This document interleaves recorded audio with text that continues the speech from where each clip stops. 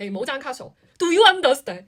你真係唔好以為我吹水啊！我早幾排就係有個客，佢就係因為1年前爭個卡數唔記得咗還，搞到今時今日個信貸評級出現咗問題，差啲買樓嘅時候銀行唔批貸款，借唔到錢要撻訂啊陰公！各位大老闆，全宇宙嘅人都知啦，今時今日去銀行借錢一定要簽信貸評級報告㗎，嗰個信貸評級係由監管局監管㗎，就好似你個 body check 咁。個報告咧清楚到阿媽都唔認得㗎，9萬年前嘅 list 係一張彈晒俾銀行睇㗎，話俾你聽唔到人㗎。你 M 萬9年前幾年幾月幾日爭過邊間銀行卡數，爭過邊間銀行嘅債務，一清二楚啊！話俾你聽，仲清楚過你個 body check 啊，陰唔陰公？所以我話俾你聽，你如果冇錢找卡數，寧願問屋企人借錢或者分期付款都要找清楚個卡數佢。如果唔係，你未來5年、10年甚至20年，你有可能買樓嘅情況下，1毫子都借唔到俾你，因為銀行係首先要睇嘅就係睇你個信貸評級報告而批貸款嘅，而唔係話我嘅漏水有10萬8萬一個月，點解唔借錢俾我？大佬啊，銀行一見到你之前個底花 Q 咗，佢仲會借1毫子俾你，唔好玩啦！佢都會擔心分分鐘、秒秒鐘我借咗出去嘅錢收唔翻嚟，咁點算啊？咁咪壞賬咯！咁邊個夠膽冇呢個風險啊？所以記得嗱聲，即刻馬上去找咗啲卡數佢啦，唔該，